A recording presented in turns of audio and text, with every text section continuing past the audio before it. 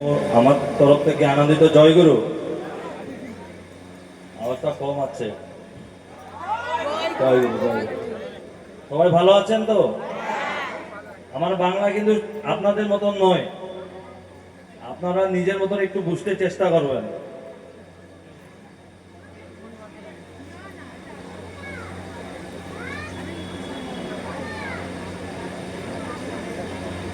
এতগুলো মানুষ দেখে কিন্তু আমার একটু একটু ভয় লেগেছে। মানে আমি এইভাবে কোনো সময় সামনে দাঁড়ায় কারো সামনে কিন্তু এইভাবে কথা বলি নাই। হ্যাঁ, একজন দুইজন মানুষের সাথে আমার কথা চলে, এত প্রচুর রূপ। আপনারা ডিপি ওয়ার্কসে বের হন তো? একজন দুইজনে বলছে, সবাই কিন্তু বলেনি। আপনারা পিছনে যারা আছে ডিপি ওয়ার্কসে বের হওয়া হয়তো? খুব ভালো।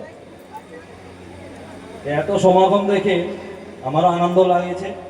আর আমি যে এই সমাগমে যে অংশগ্রহণ করতে পারছি, এটা আমার সৌভাগ্য। আমরা ডিপি ওয়ার্কসে করতে যাই। আচ্ছা, তার আগে একটা কথা, রাবণ কার পুজো করত? রাবণ কার পুজো করত? শিব ঠাকুরের। আর হনুমান কার অবতার ছিলেন? হনুমান শিবের অবতার। আর যখন হনুমান রাবণের সামনে দাঁড়াচ্ছিল, কিন্তু রাবণ কেন চিনতে পারে না?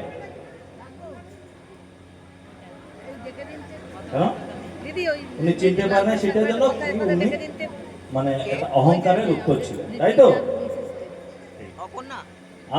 আপনারা পুলওয়ামা অ্যাটাকের কথা শুনেছেন তো? পুলওয়ামাটা একটা হয়েছিল, অনেক লোক মারা গিয়েছিল।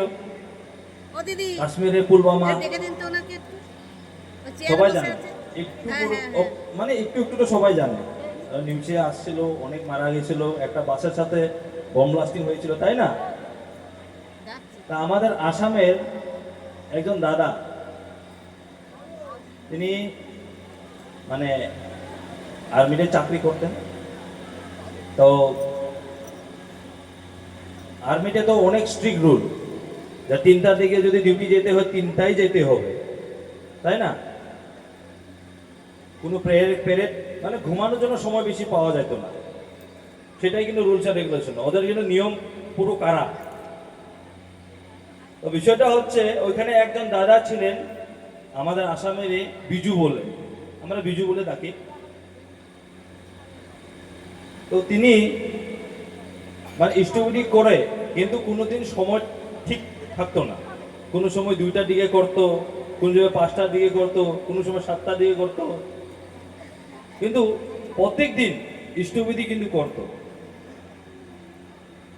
যখন পুলওয়ামা অ্যাটাক হয়, তার 1টা মিনিট আগে ওয়ারলেসে মেসেজ আসে যে অ্যাটাকটা নিচ দিকে হবে, তুমি যেখানে আছো ওইখানে চলে যাও।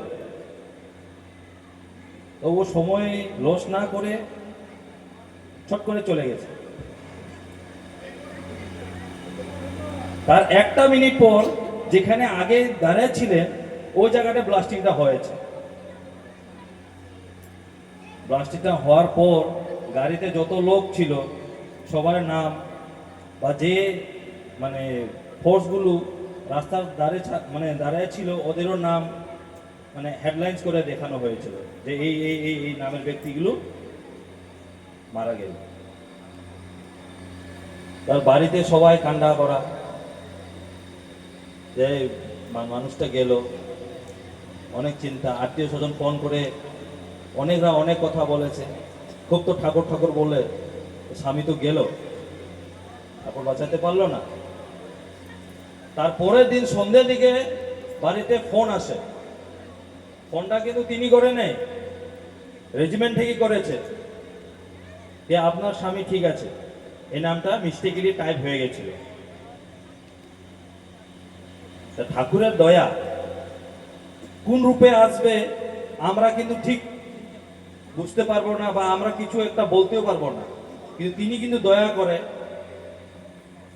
সেটা কিন্তু অনেকের এক্সাম্পল আছে।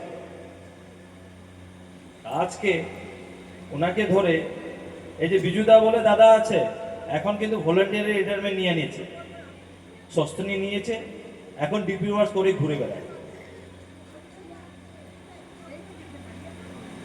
তা আপনারা, আমরা এখানে যারা যারা আছি, আমরা যদি ডিপি ওয়ার্কসে একটু একটু বের হই, দিনে 24টা ঘন্টা আছে সবার কাছে, তাই তো? তার মধ্যে দিয়ে কি ঠাকুরের জন্য 1 ঘন্টা দিতে পারি না? 1টা ঘন্টা বা 1টা বাড়ি দিনে, কিছু বলবো না গিয়ে, শুধু আচার্য পাঠাচ্ছে আপনি কেমন আছেন, অতটুকু বলা কি যাবে না? যাবে তো? তো সবাই একটু একটু করে বাড়ির পাশে হোক বা একটু সময়, আমরা কিন্তু আড্ডা মারতে খুব ভালোবাসি, কিন্তু এই যে আড্ডাটা যে অন্য বাড়িতে গিয়ে মারি, অতটুকু তো করতে লাগে। সবার ভালো খারাপ সেই খবর নেওয়া তো আমার কর্তব্য। দীক্ষা নেওয়ার সময় আমরা কিন্তু শপথ গ্রহণ নিয়েছিলাম যে আজ মানে কোনো গুরু ভাই আপদে বিপদে আমরা সামনে দাঁড়াবো। শুধু গিয়ে খবর নেওয়াটাই যদি সবকিছু হয়, তিনি যদি সেই খবর নেওয়াটাই যদি নেওয়ার মধ্যে যদি তিনি খুশি হয়, আমরা এতটুকু করতেই পারি। বেশি সময় নেব না, কেন আমরা আরো গান কীর্তন হবে। আপনারা সবাই ভালো থাকবেন, এইভাবে ঠাকুরের কাজে বা ডিপি ওয়ার্কসে বের হবেন, সবার মঙ্গল কামনা করে আমার মন্তব্য রেখেছি। জয় গুরু।